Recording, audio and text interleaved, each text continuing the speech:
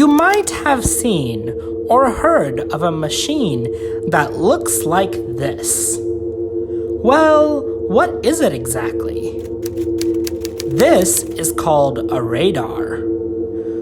A radar is a computer that scans the area around a person or object and lets the user know who or what is near them.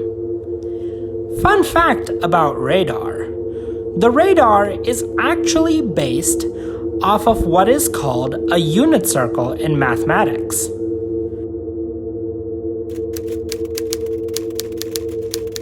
The unit circle, it's a circle, but it has a radius of 1 unit. And it makes it easier to understand trigonometry and trigonometric ratios like sine, cosine, tangent, etc. It looks something like this. Now, to understand this better, let's draw a triangle inside this circle. What? Wow! This length is also the radius of this circle. And since we know the radius measures 1 unit, this length also measures 1 unit. Now, let's connect these two radii, like this. Wow! We now have a right-angled triangle. This triangle is also an isosceles triangle, since 2 of its sides measure 1 unit in length. Let's redraw this to represent this better. Here, we have redrawn our triangle a little bit bigger. Just a little bit. We have mentioned that this triangle is an isosceles triangle because 2 of its sides measure the same length. Let's look back at the definition of an isosceles triangle.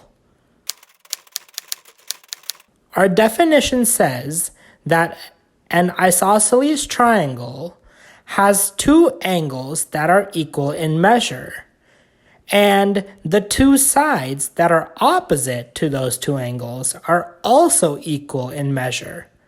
So, in this case, this side and this side are equal in measurement.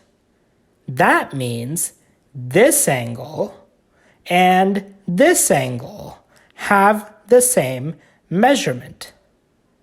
Let's say that this angle is angle A, this angle is angle B, and this angle is angle C. Now, all of the angles within a right-angled triangle add together to make 180 degrees. So, angle A plus angle B plus angle C equal 180 degrees. We know angle B is equal to 90 degrees because this is a right-angled triangle. So, we can rewrite this as angle A plus 90 degrees plus angle C is equal to 180 degrees. If we simplify this, we get angle A plus angle C is equal to 90 degrees. Remember that since this is an isosceles triangle, angle A plus angle C have the same measurement. And since they both add to 90 degrees, we can divide 90 by 2 to get 45 degrees. So, this angle measures 45 degrees, and this angle measures 45 degrees. Ooh.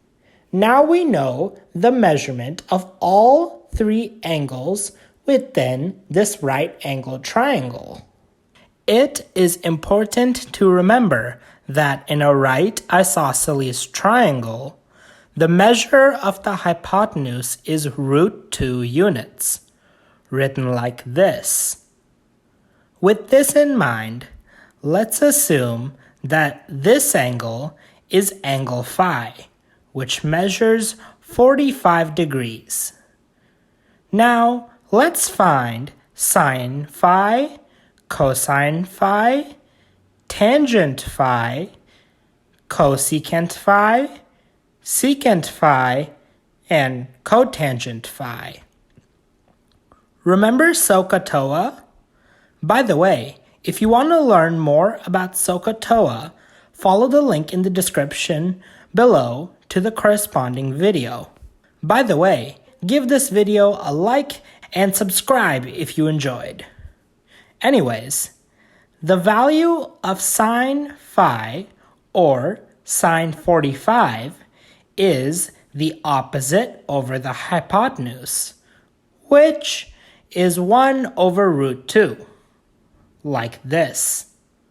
The value of cosine phi, or cos 45, is the adjacent over the hypotenuse, which is 1 over root 2, like this.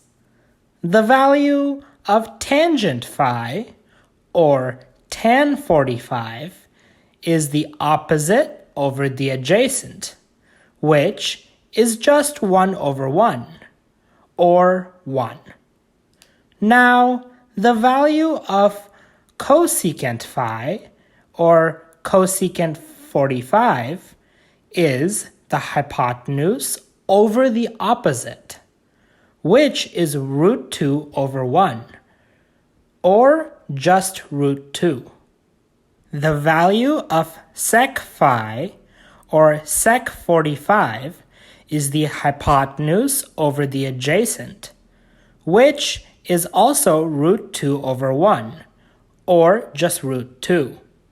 Finally, the value of cot phi, or cot 45, is the adjacent over the opposite, which is just 1 over 1, or 1.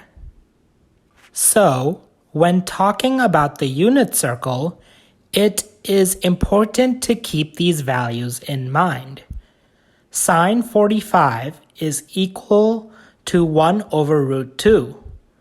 Cosine 45 is equal to 1 over root 2.